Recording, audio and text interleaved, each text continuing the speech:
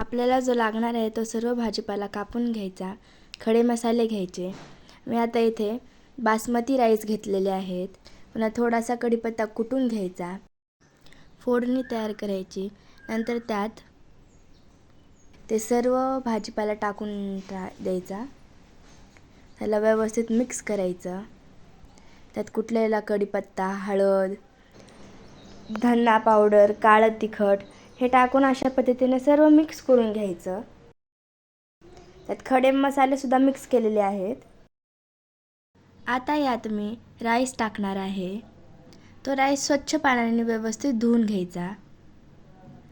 त्यानंतर राईस टाकल्यानंतर अशा पद्धतीने सर्व मिक्स करून घ्यायचे.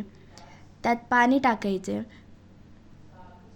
नंतर चवीप्रमाणे मीठ टाकायचं.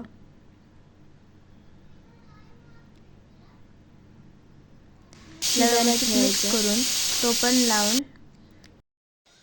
बघू शकता. आता आपला व्हेज पुलाव किती मस्त झालेला आहे. हा असा व्हेज पुलाव तुम्ही पण एकदा नक्की ट्राय करा आणि कमेंट करून आम्हाला पण सांगा. ठीक आहे.